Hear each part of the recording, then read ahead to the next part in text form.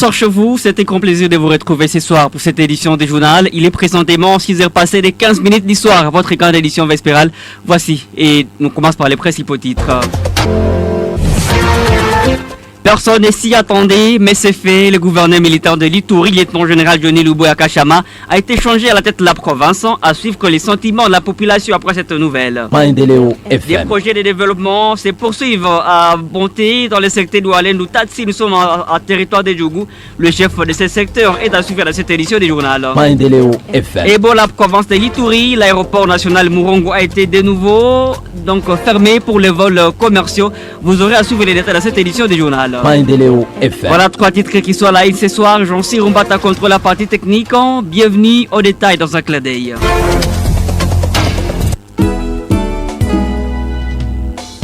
Tujikinge na Ebola. Tukiisha hona alama moja inayotaja juu, alama ya homa ya rafla, kichwa kuumwa, tumbo kuumwa, shingo kuumwa, kutapika, kuumwa ya mishipa na nyama, kuchoka sana, kuharisha, damu kutoka, twende mara moja kwa kituo ya afya ya karibu kwa kujitunza vizuri. Masemo ya serikali ya nchi pamoja na wasimamizi. Auditrices, auditeurs, et bonsoir. Excellentes conditions d'écoute à vous toutes et à vous tous. Voici votre édition des journaux au complet. Et nous débutons avec cette information. 5 ans après, depuis l'instauration du régime de l'état de siège à province de l'Ituri au Nord Kivu, par une ordonnance présidentielle, le chef de l'État congolais a nommé le général-major Kasongo Mulumba Batoka Gabi comme nouveau gouverneur des provinces de l'Ituri en remplacement du lieutenant-général Johnny Luboya Kashama. Modeste Mombere a parcouru pour nous cette ordonnance. Après l'annonce du changement à la tête de la province de l'Ituri par un nouveau dirigeant, les populations rencontrées ce matin au Rond-Point Fina ont exprimé leurs opinions sur le bilan du lieutenant-général Luboya Kashama qui venait d'être relevé par l'ordonnance présidentielle ce vendredi 5 juin. Vraiment, tout le monde lazima na gouverneur tout alia sana ona ngisi tu sabakia kimya mwingine barebela biko batosha Luboya tu hivi atuyue tout alia machozi kwa vuya bien fait iko mingi na gudrog mwingine shabakia kimya bakulu na biko tena sasa bantu toe hivi tuko Boya anatumika bien ndani ya vile yetu ya Bunia kwa maendeleo sana. Barabara zilikuwa ovyo ovyo, acha tutengenezea mabarabara zinakuwa mzuri, donc kushangema yake pale haikuwa bien. Bon, sur le plan infrastructure, je peux dire au moins à 60% j'ai vu le changement. Il y a les goudrons partout, déjà dans la Bunia, dans quartier, dans ma avenue, déjà pour ville il y a goudron, trois rues déjà pour ville, c'est une bonne chose. Alors je sais pas, j'ai un endroit s'il faut qu'on donne l'information, on va changer gouverneur brusquement, il va préparer la population. Ce n'est pas du tout bon. C'est un souci vraiment dans lequel. Si cela dépendait de moi, on allait laisser le gouverneur ici. Mimi nashukuru sana juu mambo wanatilia tu kutro. Baba wanateseka kama pusera. Batile si mwenda ataendelesha tena upita ile. Yake ile tutafurahisha sie. Changement na kwa briske na tuliona plan enye gouverneur yetu alikuwa naye. Bo tunasina mwenye takuya atusaidie kule plan na ile vision yenye alikuwa naye aendeleshe hivi hivi. Ici de vous rappeler que cela fait 5 ans que le lieutenant général Luboya Kashama était dans tous les fronts sécuritaires, social, infrastructures, surtout les routes, et il quitte la province en laissant derrière lui une autre grande menace de la maladie, à virus Ebola, et d'autres groupes réfractaires au processus de paix, dont la CRP de Thomas Lubanga, la Codeco, pour que la population règne en paix et en sécurité. Là, c'était Moses Moubéré qui nous parlait donc des populations qui s'inquiètent du départ du lieutenant-général Johnny Luboya Kashama après plus de 5 ans à la tête de la province dans un contexte de tensions dans différents territoires de la province de l'Ituri. Et Moses, on ne vous relâche pas. Vous nous dites également que certains acteurs politiques de la province de l'Ituri encouragent la population à accueillir le nouveau gouverneur nommé par le chef de l'État par ordonnance présidentielle le vendredi 5 juin 2026. Moses Ngesser, acteur politique de la province de l'Ituri, parle d'une stratégie du chef de l'État et la vision est la même, celle de pacifier la province de l'Ituri. Vous informer que l'armée c'est une institution, donc c'est un commandement. C'était juste vous informer que les gouverneurs militaires, le lieutenant général Luboya Kashama, il est changé par les majors, la manipulation. Donc toutes les actions que les gouverneurs militaires faisaient en Ituri, c'est ça que le gouverneur Kassongo, le président de la République, a besoin de Luboya à Kinshasa. Au moment où je vous parle, s'il y a les ennemis de la République qui pensent qu'il va encore faire le désordre au départ du gouverneur militaire, sache bien que le gouverneur Kassongo va travailler toujours avec la même vision de notre gouverneur militaire. Nous demandons à la population de ne pas céder à la manipulation. Donc, toutes les actions que le gouverneur militaire faisait à Ituri, c'est ça que le gouverneur Kassongo va faire chez nous à Ituri. Donc, nous demandons à la population de rendre hommage à notre gouverneur qui a beaucoup travaillé, qui a été aimé par toute la population de Ituri. Parce qu'il y a même la population qui me dit qu'il va faire une marche pour refuser que le gouverneur reste ici. Mais sache bien que c'est l'armée, c'est l'institution. Donc le gouverneur militaire, il est toujours avec nous. Je donne l'attention aux ADF Nalou, au CRP de M. Thomas Lubanga, mais aussi les M23. Donc nous demandons à toute la population d'accueillir notre nouveau gouverneur. Donc moi, Moses Ngesera, je promets, je vais le soutenir comme je continue à soutenir la vision du chef de l'État, le président de la République. Notre gouverneur militaire, le lieutenant général Luboya Kashama, il a fait ce qu'il peut faire. Pour nous protéger et protéger notre communauté contre Ebola.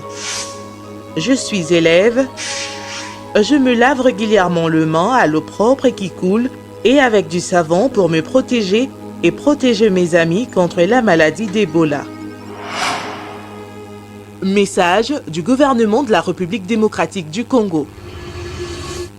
Parlons toujours de la question d'Uboya, l'imposition de la paix et la grande attente des habitants de la province de l'Ituri au nouveau gouverneur militaire de cette province, le général-major Mulumba Bato Kagabi. Certains habitants interrogés ce samedi 6 juin 2026 regrettent tout de même le départ qu'ils estiment brisque du lieutenant-général Johnny Luboya Kashama qui a en bilan selon et positif à l'exécutif provincial de la province de l'Ituri sous l'état de siège. Pour ces habitants de la province de l'Ituri, les défis sont majeurs qui attendent cette nouvelle autorité provinciale. D'une part, ils estiment que l'insécurité cause un gros problème à la province de l'Ituri, mais aussi le développement entamé par le gouverneur militaire doit être poursuivi. Je remercie notre gouverneur Luboya qui a réalisé un grand travail pour la province de l'Ituri. Il a contribué pour la paix, le développement, le dialogue communautaire, mais également pour la proximité. Tunasema karibu kwa yule gavana wa mpya, tunasema fructueux mandat kwake. Nous disons bienvenue au nouveau gouverneur. Nous lui souhaitons un fructueux mandat. Il y a des défis, les défis sécuritaires, qu'il vient pour finir la guerre, que la sécurité soit totale dans la province de l'Ituri. Il y a des tracasseries routières, il doit avoir cette question. Il y a également cette taxation pour les commerçants. Ils souffraient, il doit venir voir comment il va devoir les aider. S'il y a les ennemis de la République qui pensent qu'il va encore faire le désordre au départ du gouverneur militaire, sache bien que le gouverneur Kassongo va travailler toujours avec la même vision de notre gouverneur militaire. Nous allons instaurer de la paix totale. Il faut souligner que le lieutenant-général Johnny Luboya Kashama quitte la province de l'Ituri après 5 bonnes années en tant que gouverneur militaire. Et la PDF Irumu, une association pour la promotion des droits humains, des enfants et protection des femmes vulnérables à travers son coordinateur Christophe Munyanderu, souhaite les bienvenus au nouveau gouverneur militaire de la province de l'Ituri, le général-major Kassongo Mulumba. Christophe Munyanderu estime que la priorité pour les Ituriens, c'est la paix. La population iturienne en général, disons, soyez les bienvenus au nouveau gouverneur militaire, le général-major Kassongo Mulumba. Ta nomination à la tête de notre province de l'Ituri n'est pas un fruit du hasard.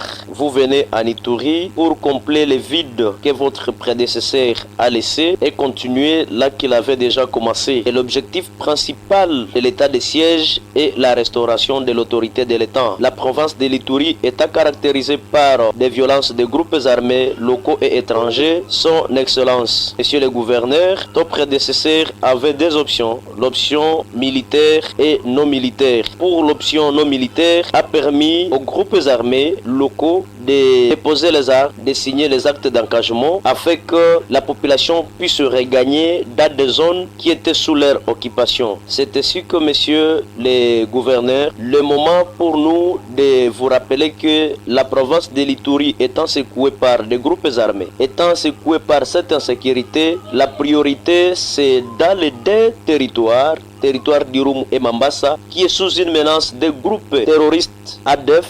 C'est de là que vous devez focaliser votre regard, votre effort. Comme priorité, c'est la traque de ces terroristes ADF afin que notre population soit en sécurité, afin que la population longtemps abandonnée puisse rester dans leur village étant sous toute sécurité. Et tout en vous promettant notre soutien et accompagnement, Monsieur le gouverneur, nous vous demandons d'avoir l'esprit d'écoute et de la collaboration avec toutes les couches confondues pour que celle-ci puisse vous accompagner et que vous atteigniez l'objectif principal. Tout en remerciant les gouverneurs sortants et de tous ces efforts fournis, son Excellence Luboya Kashama, il a travaillé pour le compte de la province de l'Ituri et la province est reconnaissante de toutes ces œuvres palpables et tu as été pour l'Ituri un père parce que tu voulais voir l'Ituri uni et pacifié. Pour nous protéger et protéger notre communauté contre Ebola, évitons tout contact avec les sangs, la viande ou les excréments des animaux. Ne consommons pas de fruits ou des aliments déjà mordus ou rongés par des animaux.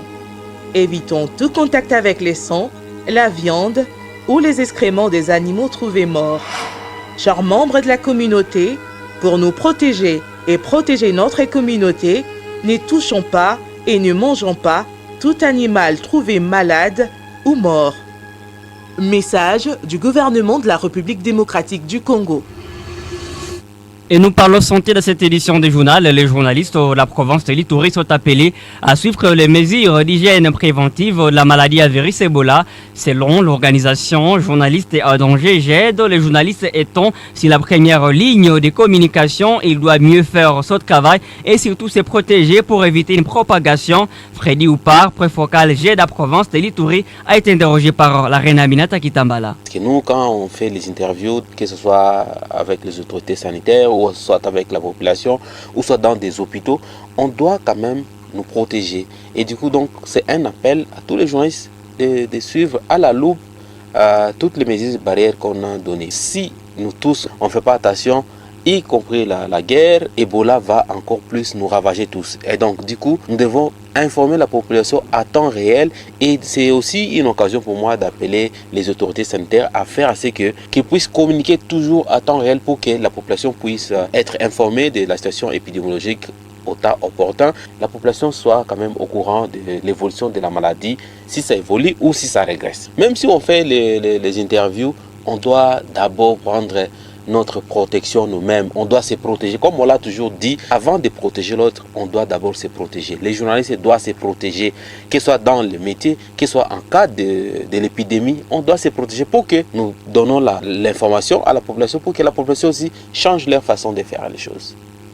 Alors GED a également appelé les journalistes à élargir les messages de sensibilisation contre la propagation du virus Ebola. Freddy Oupar en profite pour interpeller encore une fois la conscience de la population contre les manipulations des corps des défunts morts d'Ebola afin de protéger la communauté. Il revient encore une fois. Nous devons dupliquer ces messages de sensibilisation et inviter les journalistes à faire preuve d'utilisation de ces mesures. À toute la population, c'est de suivre les mesures barrières, de se protéger, ne pas s'exposer parce que peut-être c'est l'un des membres qui est décédé de cette maladie et qu'il faut toucher, il faut manipuler le corps comme à l'africaine. Ce n'est plus le moment. Donc on doit se protéger. Tu te protèges, tu protèges ton entourage et tu protèges toute ta communauté. Nous avons dit au sommet de cette édition du journal, nouvelle interdiction de tous les vols commerciaux à destination et à provenance des Bunia. C'est une décision importante qui a été annoncée concernant les trafics aériens commerciaux à Bunia. Selon un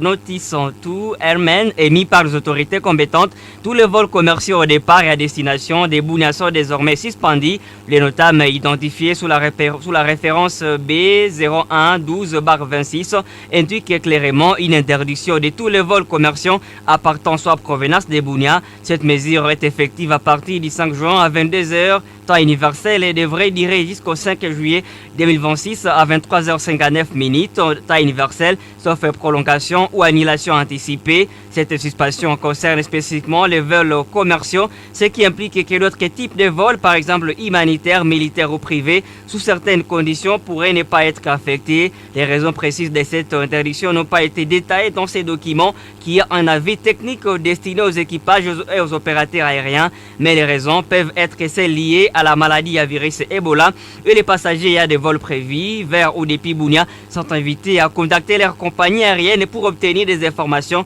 sur les annulations, les reports ou les options de réacheminement. Les compagnies aériennes devront ajuster leurs opérations à conséquence et informer leurs clients des perturbations qui sont donc liées à cette nouvelle interdiction suite à la maladie à virus Ebola. Et Ebola toujours, zone de santé de Mungwalu pour tester et traiter la maladie à virus Ebola. L'hôpital général de référence de Mungwalu dispose désormais de l'appareil de diagnostic rapide afin de permettre que l'analyse des échantillons sur place et d'isoler les patients dotés par le gouvernement congolais à travers le ministère de la Santé. Cet appareil va permettre d'avoir les analyses des échantillons des airs que compte la zone de santé de Mungwalu à quelques heures au lieu de plusieurs jours comme ça se faisait auparavant.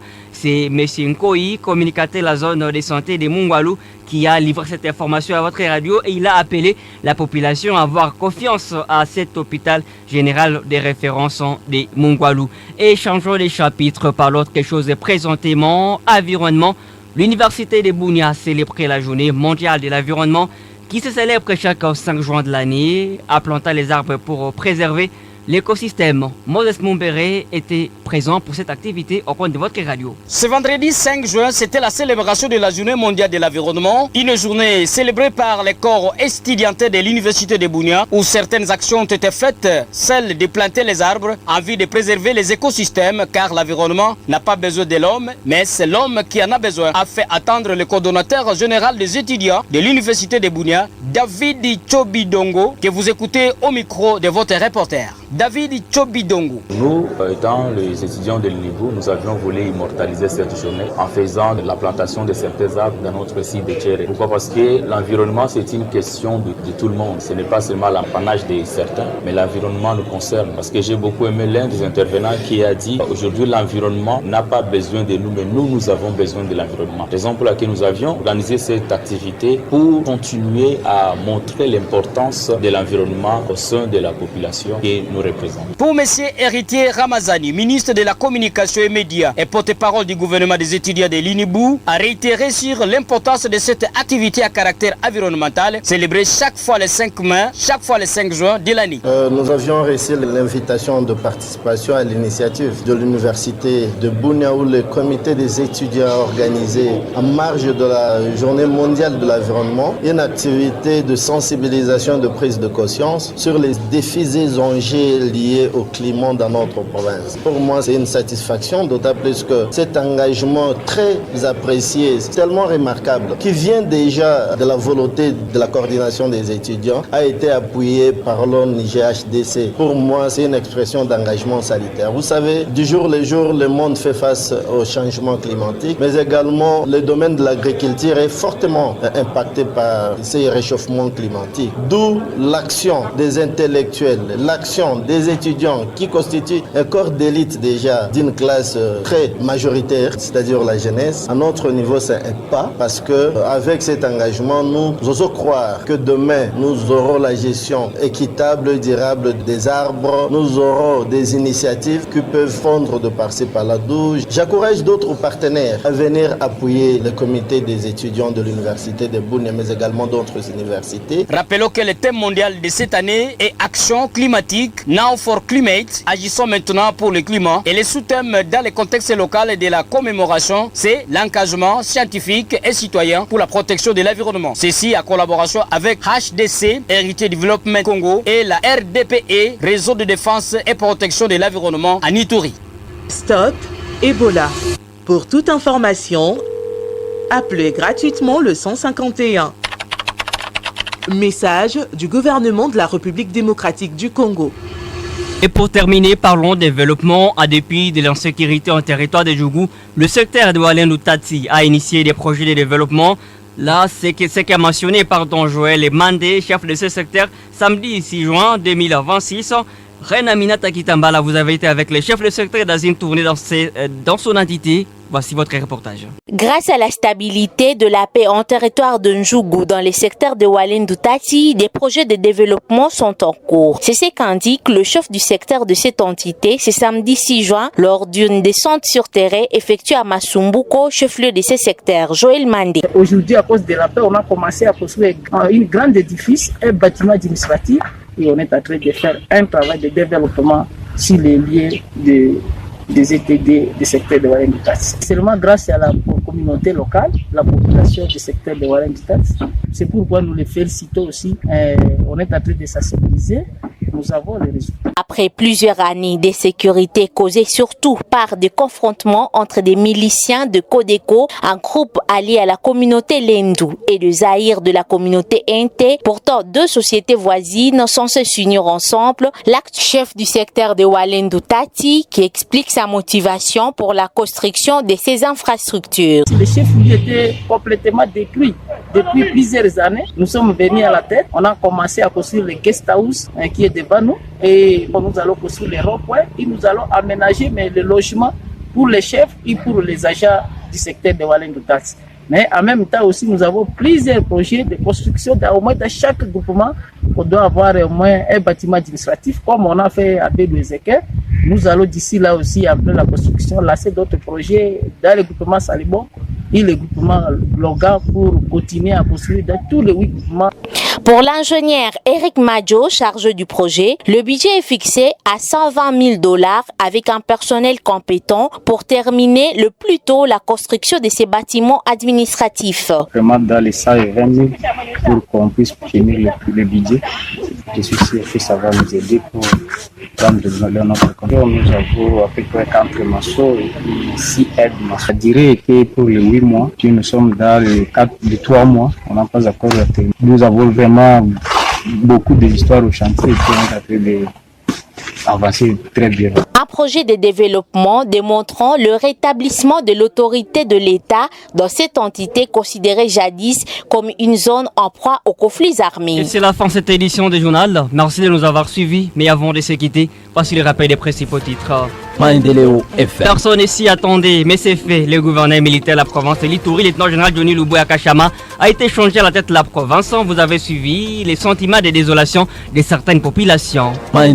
Les projets de développement se poursuivent à Bonté dans le secteur de Walendu Tati. Nous sommes à territoire de Djougou en dépit de l'insécurité. Vous avez suivi les chefs de ce secteur dans cette édition du journal. Et pour la province de l'Ituri, l'aéroport Mourongo de Bounia a été encore fermé pour les vols commerciaux. Vous avez suivi les détails dans cette édition du journal. Et merci beaucoup Yancy Rumbata pour la prise de son et la mise en onde. Et merci à toute l'équipe rédactionnelle, la radio communautaire Maïntéléo. Nous vous jetons un bouquet de fleurs à vous toutes et à vous tous. À vous que nous avez suivis de partout où vous êtes. Je vous ai servi avec abnégation Joseph Kisuki. Bon, restez des temps chez vous, accompagnez les programmes de la radio communautaire Maïntéléo. Ebola existe. Je me protège, qui te protège et nous protégeons la communauté. Bye bye.